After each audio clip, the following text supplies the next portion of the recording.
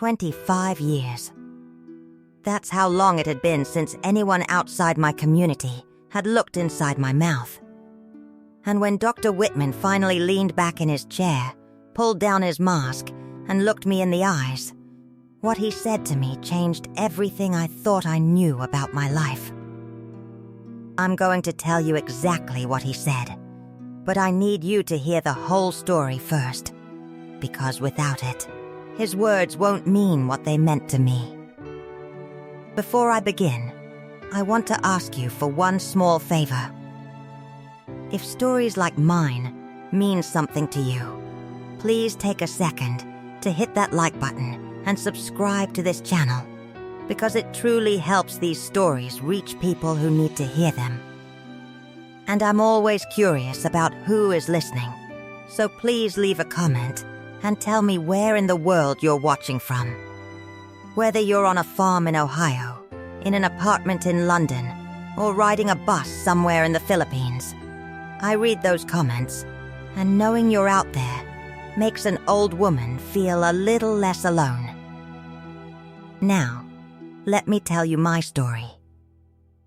My name is Miriam. I am 68 years old, and for 25 years I lived among the Amish in a small settlement in northern Indiana. I was not born Amish. That surprises people. Most folks assume you're either born into that life or you're not, and for the most part they're right. Very few outsiders ever join, and even fewer stay. But I did both, and I stayed for a quarter of a century, and I would have stayed until they lowered me into the ground in a plain pine box if life hadn't decided otherwise. I was born English. That's what the Amish call everyone who isn't Amish, whether you're from England or Indiana or the moon. English. I grew up in Fort Wayne in the 1960s, the daughter of a machinist and a school cafeteria worker. We weren't poor, but we weren't far from it.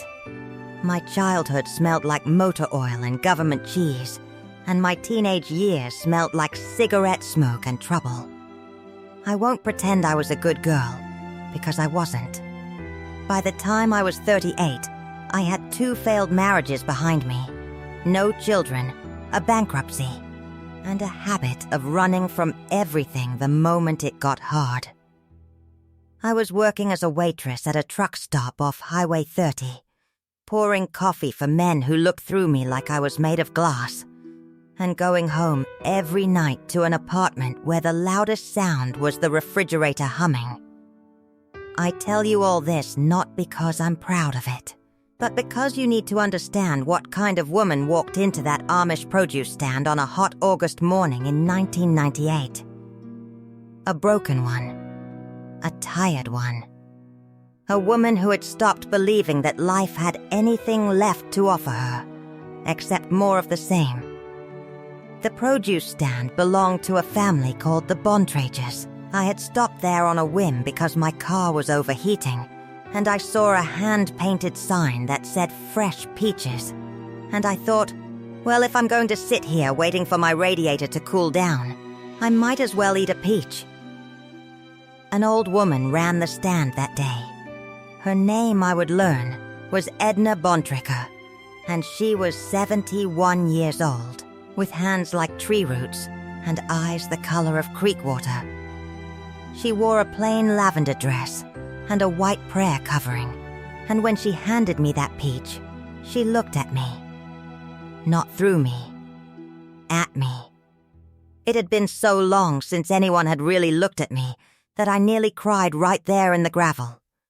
She asked me if I was having car trouble, and I said yes, and she said, well then, you'd better come sit in the shade, because the good Lord makes peaches sweeter when you eat them sitting down. To this day, I don't know if that's an actual Amish saying, or if Edna made it up on the spot, but I sat down on an overturned apple crate in the shade of her stand, and I ate that peach, and Edna Bontrager talked to me for 2 hours while my radiator cooled, and my heart, without my permission, began to thaw. I came back the next week. I told myself it was for the peaches. Then I came back the week after that, and the week after that, and by October, when the stand closed for the season, Edna invited me to come to the farm itself to help her put up applesauce. Me, a truck stop waitress with a smoker's cough and a chip on her shoulder the size of a barn door, invited into an Amish kitchen. I want to be careful here, because I know how the English world likes to imagine the Amish. You picture them either as saints in suspenders, or as some strange cult hiding dark secrets. The truth, like most truths, lives somewhere in the middle, in a place that's harder to describe. They are people. Stubborn, funny, flawed, generous, gossipy, hard-working, complicated people. And that first winter, as I kept finding excuses to drive out to the Bontrager farm, they became my people. Slowly, the way water becomes ice, so gradually you can't point to the moment it happened. Edna had a son named Amish. He was 44 that year, a widower whose wife had died of cancer 6 years earlier, leaving him with a limp in his heart and a farm that was slowly getting away from him. Amish was not a handsome man in the way the movies mean it. His beard was going gray, his hands were cracked like old harness leather, and he had a way of standing in doorways like he wasn't sure he was allowed inside his own house. But he was kind. Lord, he was kind. He was the kind of man who would carry a spider outside instead of killing it, and then apologize to the spider for the inconvenience. I did not fall in love with Amish Bontrager quickly. I fell in love with him the way you get warm sitting near a wood stove. You don't notice it happening, and then one day you realize you don't want to leave the room. But loving an Amish man, if you're English, is like loving someone on the other side of a river with no bridge. He could not come to my side. His whole life, his faith, his family, his farm, his mother, his church, everything he was, stood on that far bank. If there was going to be a bridge, I would have to be the one to build it, plank by plank, and walk across it myself, and then burn it behind me. The church made sure I understood that. When I first told the bishop, a stern old man named Eli Yoda, that I wanted to learn about joining the church, he did not smile. He did not welcome me with open arms. He looked at me for a long time, the way you'd look at a horse someone was trying to sell you, and he said, "We will see. Come back in a year if you still feel this way." A year. He said it like it was nothing, and I understand now what he was doing. He was betting that I would run, because running was what I had always done, and somehow that old man could see it on me like a stain. English seekers came around every few years, he told me later. They were in love with the idea of the plain life, the quiet, the horses, the quilts. And then came their first February with no furnace, their first 3-hour church service on a backless bench, their first harvest season of 14-hour days, and they evaporated like morning fog. But I didn't run. For the first time in my 38 years of running, I stayed. I quit smoking that winter, cold turkey, because Edna told me plainly that no daughter-in-law of hers would smell like a tavern. I gave notice at the truck stop. I sold my car, which felt like sawing off my own leg, and I moved into a small grandpa house on a neighboring farm, where an elderly Amish couple agreed to board me while I learned. And I do mean learned, because becoming Amish is not a matter of putting on a plain dress and looking humble. It is learning a whole world from the ground up. I had to learn Pennsylvania Dutch, the German dialect they speak at home, because church services and family life happen in that language, not English. I was 39 years old, learning to talk again like a toddler, and the children of the settlement thought it was the funniest thing they had ever seen. Little girls would gather around me at gatherings and teach me words, giggling behind their hands when I mangled them. I learned to cook on a wood stove, which is an art, I promise you, and I burned enough bread that first year to shingle a roof. I learned to sew my own dresses, to hitch a horse, to can 400 quarts of food in a season, to sit through sermons I only half understood, and to be silent. That was the hardest lesson. Silence. I had spent my whole life filling every quiet moment with noise, radio, television, chatter, anything to keep from hearing my own thoughts. The Amish live inside silence like fish live inside water, and at first I thought it would drown me. Then, slowly, I learned to breathe in it. 2 years after I first ate that peach on an apple crate, I was baptized into the church on my knees in Amos Bontrager's barn, with water dripping down my forehead and 80 people singing a hymn that was 400 years older than my country. 6 months after that, on a Tuesday in November, I married Amos in his mother's house. I wore a navy blue dress I had sewn myself, with crooked stitching along one seam that Edna noticed, and in an act of great mercy, never mentioned. There were no rings, no flowers, no photographer, no white dress. There was a 4-hour service, a wedding dinner of chicken and stuffing for 200 people, and a husband, my husband, who held my hand under the table where no one could see, because even that small affection was more than was proper, and whispered to me in his broken English, "Now you are home. Now you are home." 40 years old, and it was the first time in my life those words had ever been true. And now I have to tell you about my teeth, because this is a story about my teeth, even though it's really a story about everything else. When I joined the Amish, I had the teeth of a woman who had smoked for 20 years, drunk gas station coffee by the gallon, and treated dentists the way most people treat lawyers, someone you only see when things have gone terribly wrong. I had fillings from the 1970s, a chipped front tooth from my second husband's temper, which is all I will say about that, and molars that ached when the weather changed. You have to understand how my community thought about teeth, and I want to be fair here, because it's easy for English people to hear this part and be horrified, and I'm not telling it so you'll be horrified.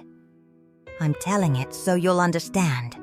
In my settlement and in many of the plainer communities, teeth were considered, well, temporary. Vanity was the great enemy of the soul, and spending money on your appearance was vanity, and teeth, once they started causing trouble, sat right on the border between health and appearance. Doctors were for emergencies. Dentists were mostly for one thing: pulling. When a tooth went bad, you didn't spend $800 saving it. That was English thinking, prideful thinking. You paid a man $50 to pull it, and if enough of them got pulled over the years, you got dentures, and plenty of folks thought dentures were downright sensible. No more toothaches, ever, for the rest of your life. I knew women my age who had every tooth in their head pulled before they were 40, and considered it a blessing. Some communities even had the extractions done all at once, as a practical matter, the way you'd re-roof a barn before winter instead of patching leaks one at a time. There was no dental insurance, of course. The Amish don't carry insurance. The church is the insurance. When someone gets cancer, the community holds a benefit auction and pays the hospital in cash, and there is something beautiful in that. Truly there is. But it also means that every medical decision is a community decision. At least a little. The money that fixes your tooth is money that came from your neighbor's sweat, and you feel that weight every time you consider spending it. A root canal for a 50-year-old woman's back molar, when the Hirschberger boy needed heart surgery that same year. You learn to sit with your pain and call it patience. You learn to call it humility. And on your better days, it even feels like those things. So for 25 years, I did what the women around me did. When a tooth cracked on a cherry pit in 2003, a traveling dentist who served the plain communities pulled it in a kitchen chair, and I was back canning tomatoes by supper. When an old filling fell out around 2008, I packed the hole with clove oil and chewed on the other side. And I chewed on that other side for 11 years. When my gums bled, Edna, God rest her, told me to rinse with salt water and rub them with golden seal. And I did. And sometimes it even helped. I lost a tooth in 2011, another in 2014, 2 more in 2017.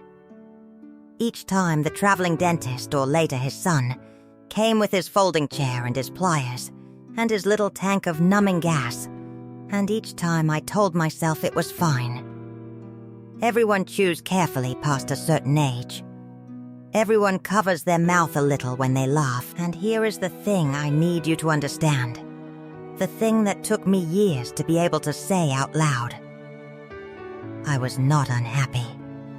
Those 25 years were the richest of my life. I had a husband who thanked God for me out loud in his prayers, in a language I had learned just to hear him do it. I never had children of my own. We married too late for that. But I had 26 nieces and nephews who called me Aunt Miriam, and 4 over who got to sit next to me at Sunday dinners. I had a garden that fed us, hands that grew strong and useful, and a silence inside me where all that old noise used to be. I had watched Edna grow ancient, and had held her hand in her last hour, and she had looked at me, the truck stop waitress, and said in Dutch, "You were the daughter I prayed for. I just didn't know God would take so long to deliver you. If the price of all that was a mouthful of trouble, I would pay it again. I want that on the record before I tell you the rest. I would pay it again."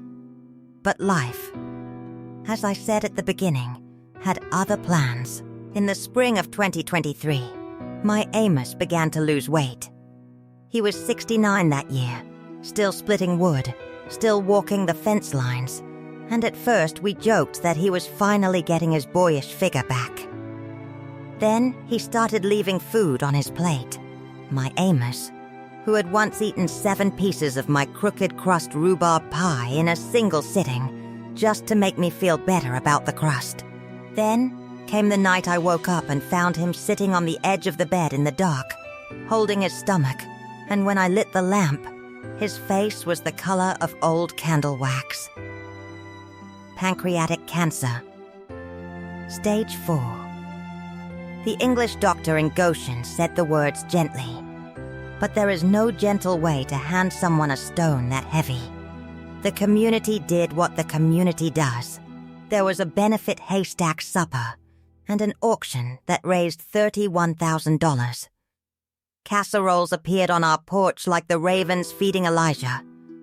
Men showed up without being asked and put in our crops, and that fall, other men I never even saw took them out again. Whatever complaints I have in this story, and I have a few, none of them are about how my people loved us through that valley. They loved us the way they do everything, with their hands, and their hands were full of us for 8 months. Amos died in January of 2024, in our bed, in the house his grandfather built, with my hand in his. His last words were in Dutch, and they were for me, and I will keep them for myself if you don't mind. Some things aren't for the internet, but I will tell you they were about home. That word again. It was always that word, with him. Widowhood in an Amish community is not like widowhood in the English world. You are not left alone, I'll say that much. If anything, you are less alone than you can bear. For the first month, I don't think I spent a single waking hour by myself. Women arrived in shifts, like they'd drawn up a schedule, and knowing my sisters-in-law, they probably had. They sat with me, quilted with me, shelled peas with me, and let me cry into dish towels without making a fuss about it. Amos's nephew Marvin and his wife moved into the main part of the farmhouse, as is our way, and I moved into the Doherty horse, the little grandparents' house attached to the side, where Edna had lived out her final years. There is a rhythm to it, a groove worn smooth by 400 years of widows before me, and I fell into it gratefully. But grief does strange things to a body. The doctors will tell you this, and the old women will tell you the same thing in different words. In the months after Amos died, my hair thinned, my hands ached, and my teeth, my poor, patched, tired teeth, seemed to give up all at once, like they had only been holding on for his sake too. It started with the lower left molar, the one that had been packed and repacked with temporary cement since before the pandemic. Through that spring of 2024, it whispered. By summer, it talked. By September, it screamed. I did what I had always done. Clove oil, salt rinses, willow bark tea that one of the older women swore by. Chewing on the right side, always the right side, until the muscles of my jaw ached from the crookedness of it. At night, I slept propped up on 2 pillows, because lying flat made the throbbing worse, and I told myself, as I had told myself for 25 years, that it would settle. Teeth flare up and teeth settle down. Everything in this life flares up and settles down if you give it enough patience. It did not settle. The 3rd week of October, I woke up on a Thursday morning, and my face had changed shape. The left side of my jaw was swollen out like I was holding a walnut in my cheek, and the skin over it was hot and tight and shiny.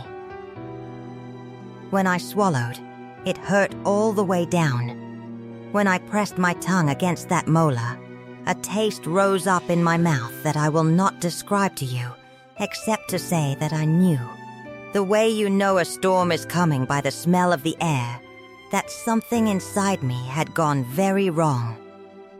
Still, and I am ashamed to tell you this, still, I waited. I waited 2 more days. I want you to sit with that. Because I have had to. A 68-year-old woman with a face swelling by the hour, a fever creeping up her spine, and she spent Friday putting up the last of the pears, because the pears wouldn't wait and surely the tooth would. That is what a lifetime of putting yourself last does to a mind. It isn't martyrdom. It isn't even really faith. It's just a habit so old and so deep that you can't tell it apart from your own bones anymore. It was Katie who broke the habit for me. And to explain Katie, I have to make a small confession. Katie is Amos's great niece, the granddaughter of his oldest sister. She grew up 3 farms over, a whip-smart, restless girl who asked questions in church with her eyes even when her mouth stayed shut. And at 19, during her running around years, Katie did the thing that families like ours dread and pray against. She left.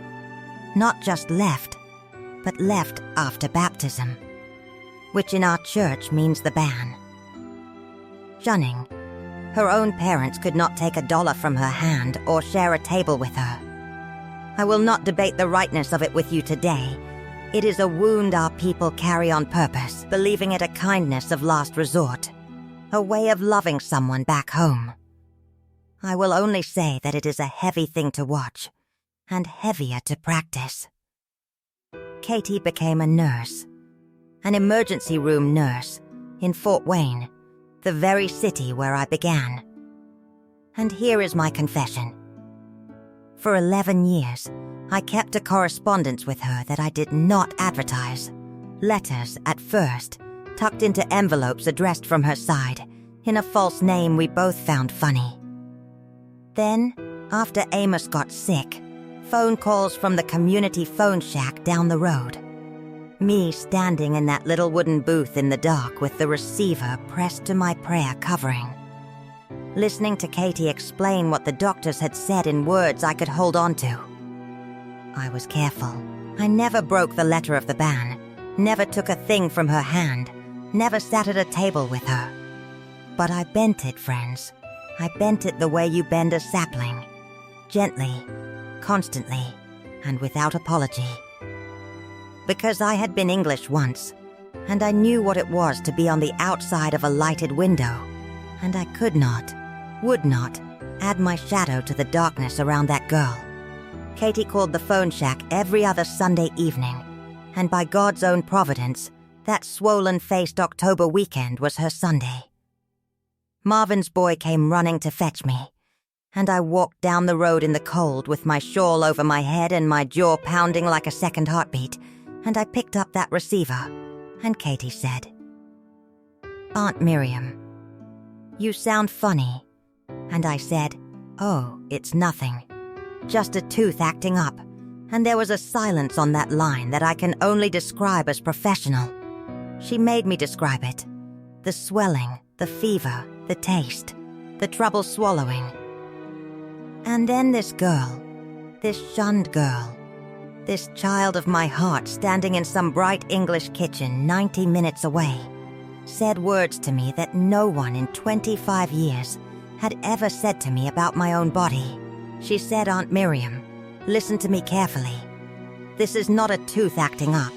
This is an abscess, and the infection is spreading into your face and your throat, and people die from this. Do you hear me? People still die from this, in this country, in this century. I see it in my emergency room. I am not asking you if you want to see a dentist. I am telling you that I am arranging a driver for Tuesday morning, and you are going to a dental clinic, a real one, with X-ray machines and a licensed dentist, and if you fight me on this, I swear before the same God we both pray to, I will drive an ambulance into that farmyard myself and make a scene they'll be talking about at weddings for 40 years. And then her voice broke, right at the end, and she said the thing that actually moved me. Because threats never moved me, but this did. She said, "I already lost Uncle Amos.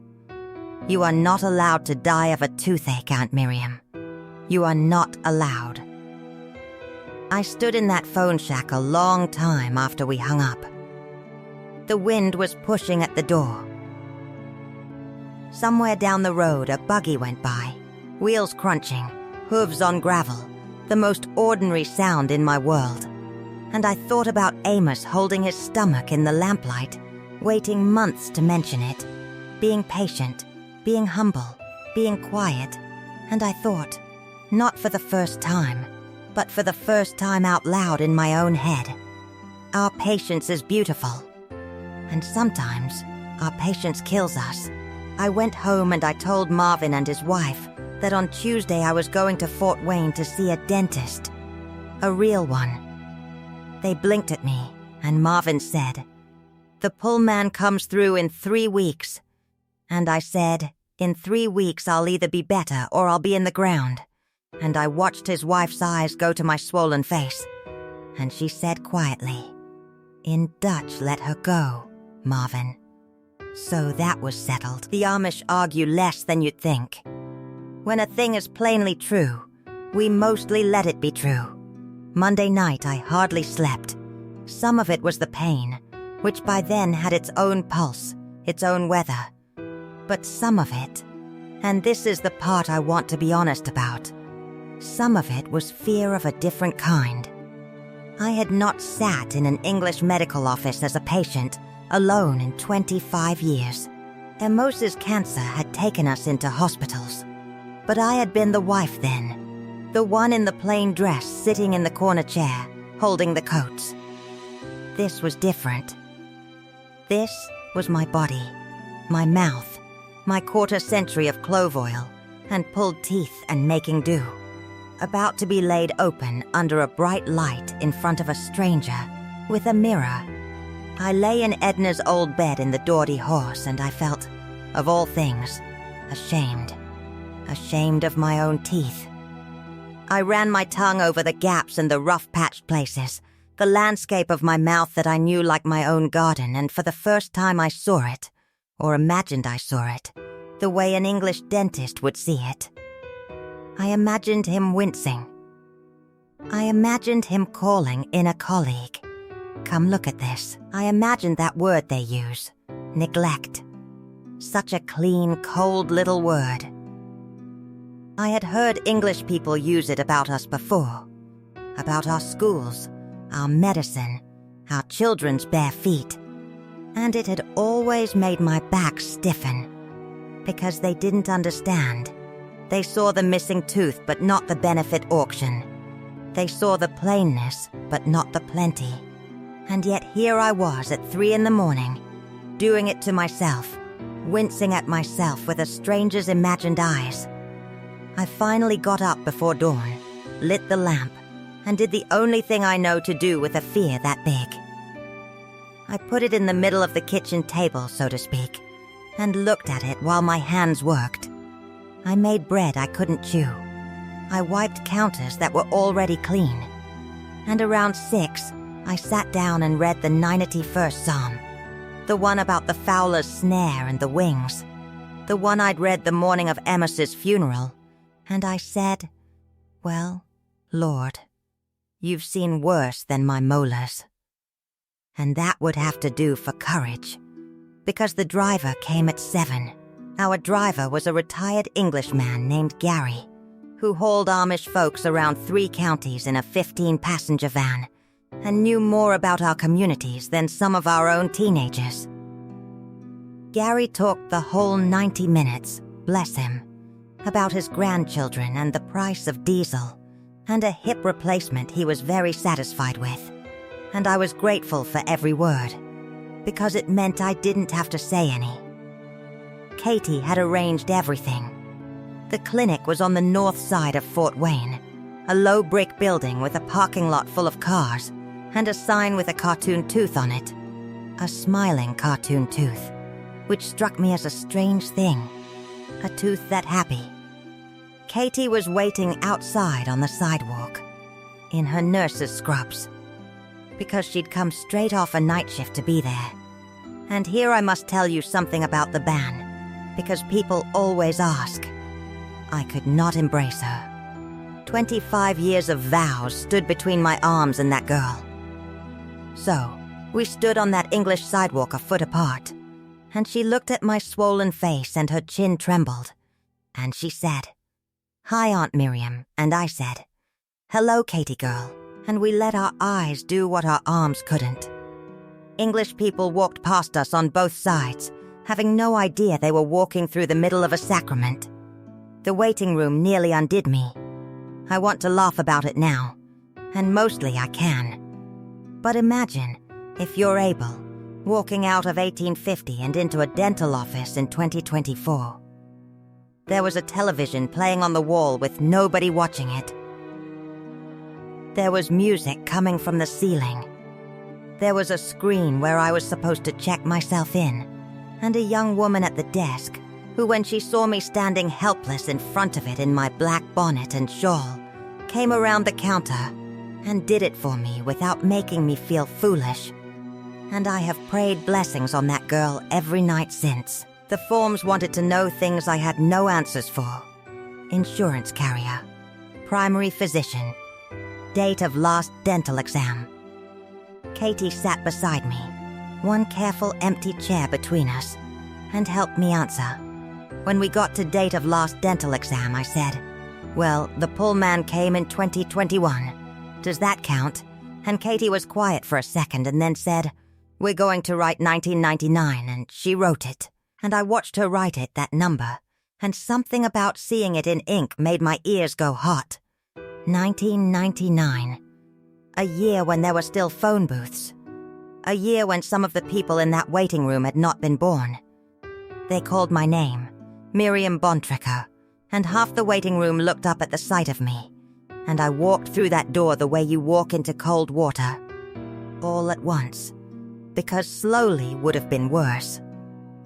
The hygienist was a kind, quick woman named Dawn who settled me into the chair, that great tilting chair, and put a paper bib on me, And when the chair hummed and leaned me backward, my hands grabbed the armrests like it was a runaway buggy. And Dawn laughed, not at me. With me, somehow she managed it, and said, "Everybody does that, honey. First time in a while?" And I said, "You could say that." And she said, "Well, you're in the right place, and there's no test at the end." And I thought, what a wise way to put it. No test at the end, because a test was exactly what I'd been bracing for. Then came the X-rays. They put a heavy apron on me, like a blacksmith's, and had me bite down on little plastic wings while a machine clicked and whirred a circle around my head.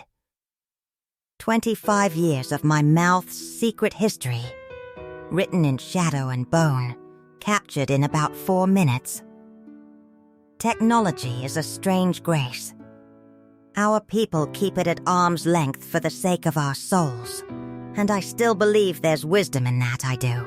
But lying under that humming machine, I confess I felt something like awe. And then Dawn went out, and the door opened, and in came Dr. Whitman. I had imagined him all night. Remember, I had imagined someone young and glossy and impatient, someone who would look in my mouth and see a museum of poverty and backwardness. What came through that door instead was a man about 60, gray at the temples, reading glasses pushed up on his forehead, with the unhurried way of moving that you see in good farmers and good midwives, people who have learned that rushing ruins more than it saves. He shook my hand, and his handshake was honest, and he sat down on his little rolling stool, not looming over me but down at my level, and he said, "Mrs. Bontrago, I hear you've had quite a week. Before I look at anything, tell me what's been going on, in your own words. Take your time. I've got nowhere else I'd rather be. I've got nowhere else I'd rather be." I want you to notice, as I did, that he asked for my story before he asked for my mouth. So I told him, haltingly at first, then less so. The molar, the years of clove oil, the pullman and his folding chair, the chewing on the right side, the salt rinses, the willow bark, the waiting, always the waiting. He listened with his hands folded, and he didn't write anything down while I talked, he just listened. And when I finished, he nodded slowly and said, "Thank you. That helps me more than the X-rays will. Now let's have a look, and I promise you, nothing in this room is going to hurt today. Today we're just getting acquainted." And then he looked. The light came down, the little mirror went in, and Dr. Whitman went walking through the ruins of my mouth tooth by tooth, calling out numbers and letters to Dawn, who typed them into a computer, a whole coded language, number 14, number 19. And I lay there under the light, listening to my mouth being turned into a map. I couldn't see his face straight on, but I could see it a little, upside down and close, and I was watching for it, you understand. Watching for the wince, watching for the flicker of disgust, or pity, which would have been worse. I watched that man's face the way you watch the western sky in tornado season. It never came. Not a wince, not a sigh, not one glance at Dawn over my head, none of the small cruelties I had rehearsed all night in Edna's bed. What I saw instead, and I puzzled over this even as I lay there, was concentration, and then, stranger still, something that looked almost like respect. At one point, poking gently at the old cement in the ruined molar, he made a small sound, and said, mostly to himself, "Clove oil and temporary cement." Somebody kept this tooth alive years past when it should have been possible. And I couldn't answer, of course, with both his hands in my mouth, but I remember thinking, somebody is lying right here, sir. The examination took a long time.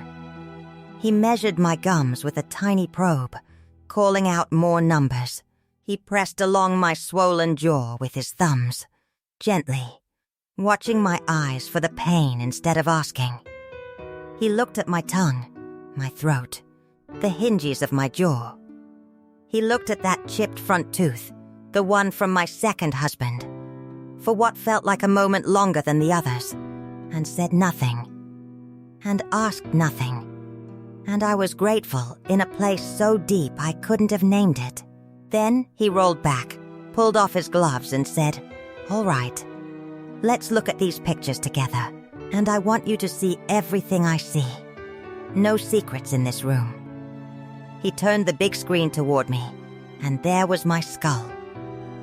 My own skull, friends, glowing gray and white, my jawbone like a horseshoe, my remaining teeth standing in it like old fence posts.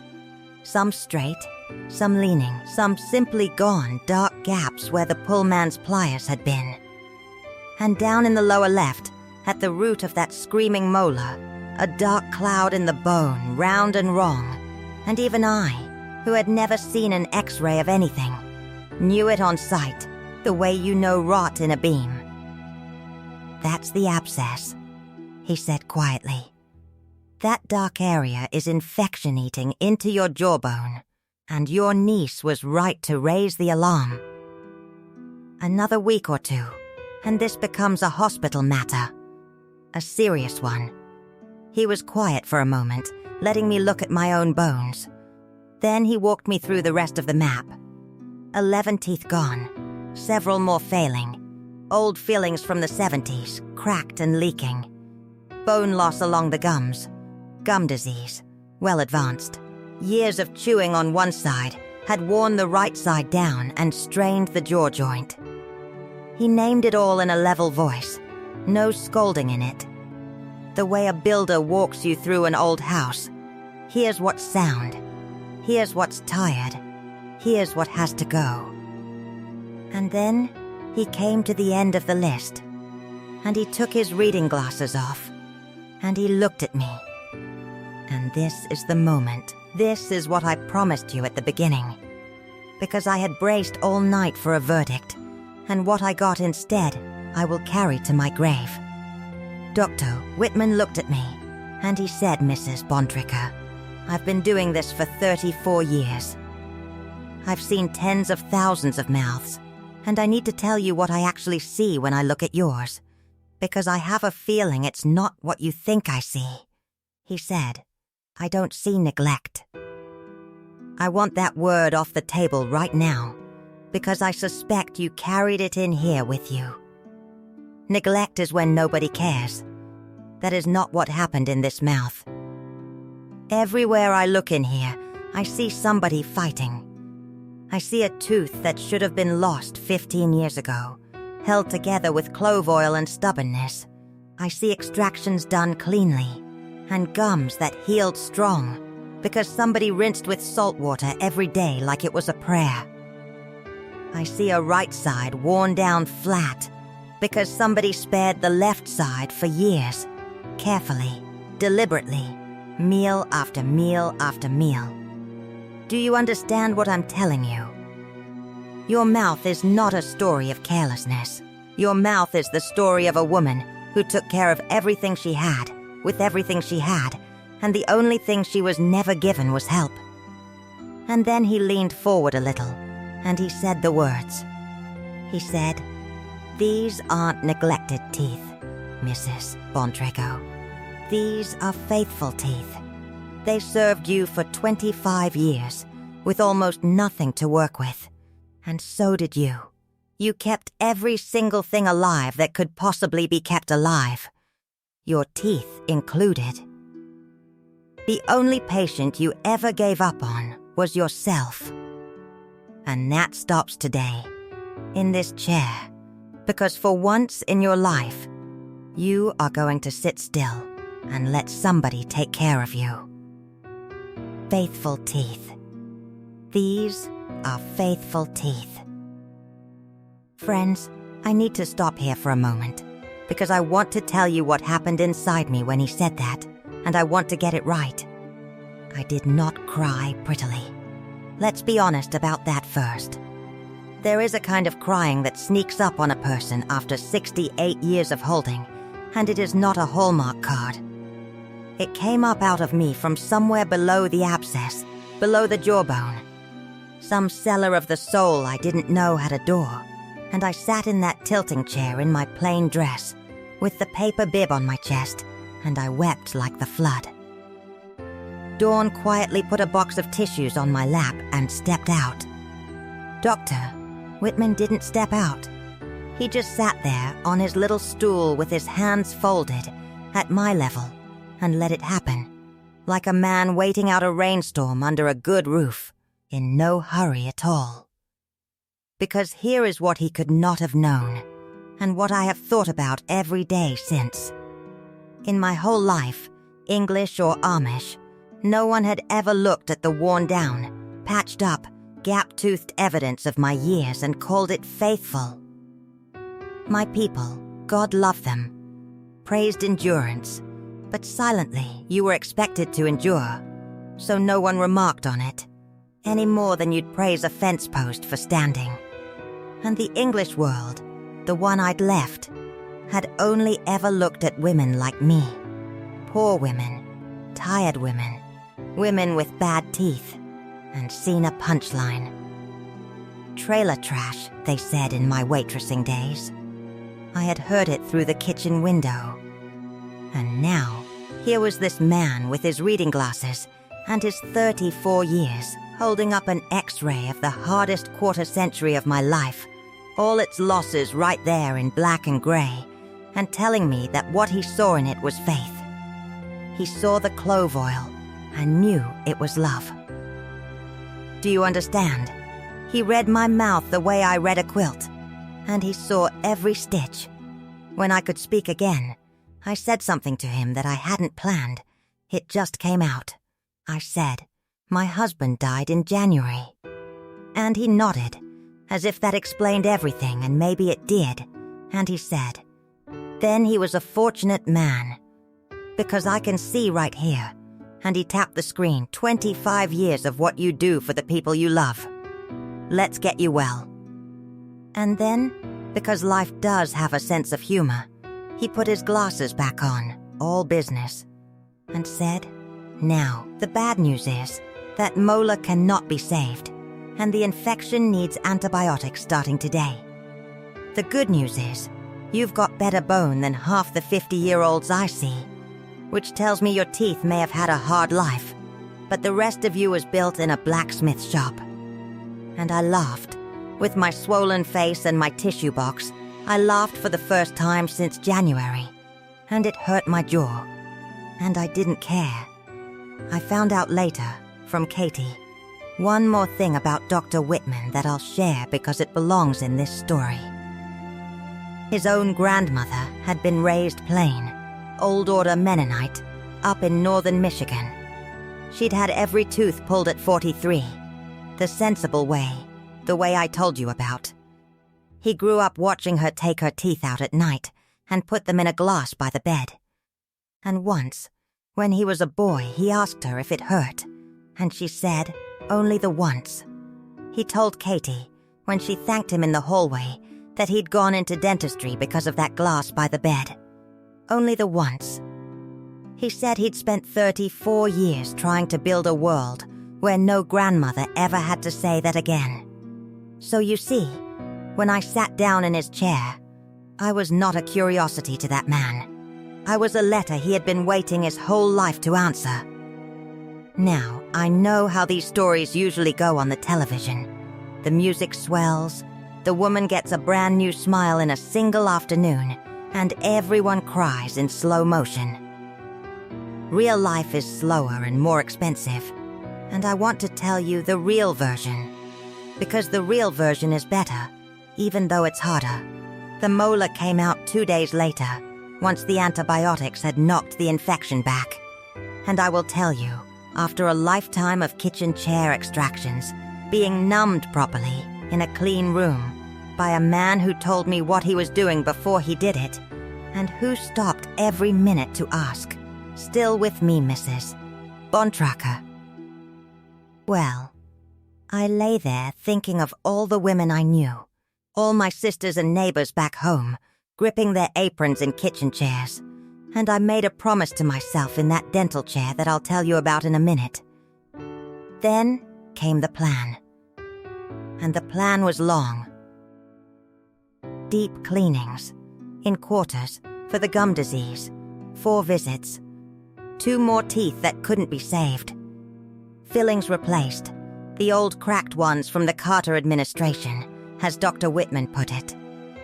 And then, at the end of it, a partial denture, hand-fitted, to give me back the left side of my mouth, the side I had been sparing since before some of you watching were born. And now we must talk about money, because I promised you honesty. The plan, all told, came to more than $9,000. $9,000. I heard the number and my first instinct, worn smooth by 25 years, was to stand up, thank them kindly, and go home to my clove oil. $9,000 of my community's money. For an old widow's mouth, I could already feel the weight of it. Every dollar somebody sweat. But here is where my story turns one more time, and I hope you're sitting comfortably, because this is the part where my people, who I have been half defending and half explaining this whole hour, get to show you who they actually are. Marvin drove me, by which I mean Gary drove us, to see the bishop. Not old Eli Yoda, he's been gone many years now, but Bishop Menno, who was a young married man carrying benches to church when I was baptized, and who wept at Emma's funeral, though bishops aren't supposed to. I sat in his kitchen, and I laid it all out, the x-rays, the plan, the number, and I told him plainly, I did not come to ask for the money. I came to ask whether I'm permitted to accept help finding it. From Katie, from the clinic's payment people, from wherever it comes. And Bishop Menno stirred his coffee for a long time, the way our men do when they're building a sentence worth keeping. And then he said, in Dutch, Miriam. When Amos was sick, the church raised $31,000 in one evening, and no one asked whether his stomach was worth it. He looked at me over his cup and he said, Sister, did you think we only do that for the men? Friends, that was the second time in 1 month that a man's plain sentence knocked me flat. 2 Saturdays later, there was a haystack supper at the Yahtzee farm. They told me it was for the school fund. The liars, my beautiful liars. And I stood in the serving line dishing out food for 2 hours before Marvin's wife took the spoon out of my hand and turned me around. And there was the whole district, and a jar, and a sign a schoolchild had lettered that said, For our Miriam. They raised $6,800 in an evening for the teeth of a truck stop waitress from Fort Wayne who had wandered up to a peach stand 26 years before. The clinic quietly forgave a good piece of the rest. Katie tried to slip in money too, and that caused a small holy commotion regarding the ban that I finally settled myself by declaring, at age 68, standing in a farmhouse kitchen, that the money would go into the school fund in her name, so nobody's conscience had to lift anything heavier than chalk. Even Bishop Menno laughed at that one. The work took 7 months, and I won't walk you through every appointment, though I could. I remember them all. I'll tell you about the last one instead. It was this past May. Dawn fitted the partial denture, and adjusted it again, fussing like a seamstress at a wedding, and then she handed me a mirror. And I want to be careful and truthful here. I did not see a movie star. I saw a 68-year-old widow in a prayer covering, with a lined face and a strong jaw and a complete smile, teeth on the left and teeth on the right, top and bottom, for the first time since my Amos was alive to see it. And I sat there thinking, of all things, about a peach, about how I'd have to be careful no longer, about how I could bite anything I pleased. And Dr. Whitman came in to inspect the fit, and he said, "Well, Mrs. Bontraker, give me the full report." And I bit down carefully, left side, my long-lost left side, and I said, "Sir, it feels like coming home." And that man, who had kept his composure through my flood back in October, had to take his glasses off and clean them for a rather long time. Before I left that day, he shook my hand at the door, and he said, "One more thing I'll give you, a little coda to the words you came here for." He said, "You know, most people think my job is fixing teeth. It isn't. My job is making sure that what a mouth has been through is not the end of its story. Yours had a lot of story. It just needed somebody to read it right." That August, when the first peaches came in, I sat on the porch of the Geordie horse, and I ate one, whole and unafraid, juice down my wrist, biting on the left like a rich woman, and I laughed out loud with nobody there to hear it. 68 years old, and a peach made me feel like the Queen of Indiana. Twice now, a peach has changed my life. I've decided to stop questioning it.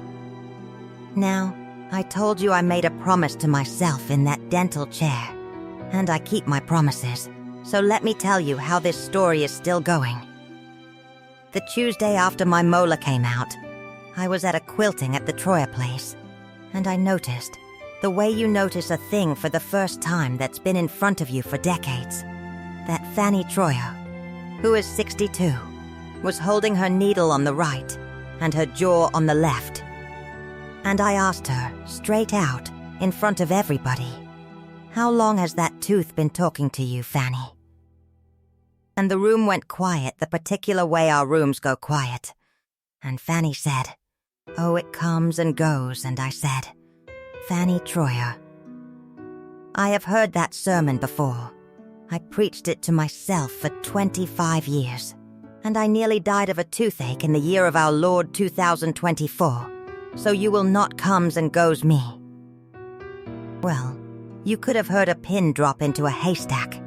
Nobody talks that way at a quilting.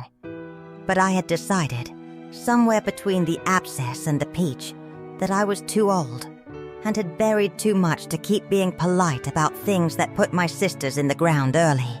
And here is the wonder of it, friends. They didn't scold me. The needles started moving again. And then, one by one, around that quilt frame, the stories came out. Barbara's tooth that had been broken since her youngest was born, and her youngest is married now.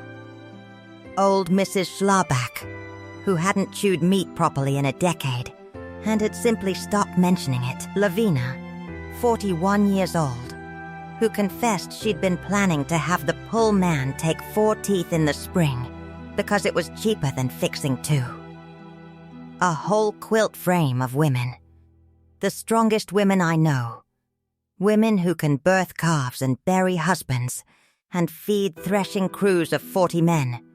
Every one of them carrying a private ache behind a closed mouth, because that is what we were taught a good woman does with an ache. So now, and this makes me laugh even as I say it, I have become something of an institution. The women call me, and I say this with love, the Tooth Woman. Every month or so, Gary's van pulls up some farm lane at 7 in the morning, and I climb in with my black bonnet and my knitting. And we collect 2 or 3 women from 2 or 3 farms, and we ride to Fort Wayne together, to Dr. Whitman's clinic, where Dawn now keeps a stack of paper forms at the desk because she knows we can't work the screen, and where nobody has ever once made one of my sisters feel small. I sit in that waiting room and I knit, and one by one my women go back to the chair, frightened the way I was frightened, and they come out the way I came out, taller. Fanny's tooth was saved, by the way. A root canal, the very thing we all thought was English vanity. She cried in the van the whole way home, and when I asked her why, she said, Because it doesn't hurt, Miriam. I forgot what it was like for nothing to hurt. 14 women so far. 14. And 3 husbands.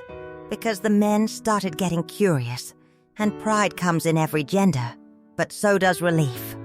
Bishop Menno has said nothing official about my little ministry, but his wife rode in the van in March, so I will let you draw your own conclusions about where the church stands. That is often how change comes among us, not with announcements, but with a bishop's wife quietly putting on her bonnet.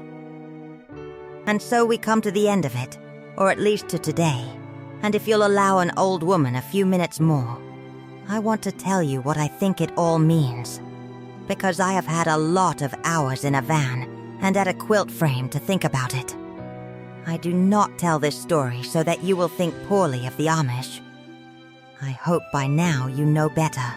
The same community that let me carry a dying molar for years is the community that filled a jar for me at a haystack supper, and both of those things came from the very same root.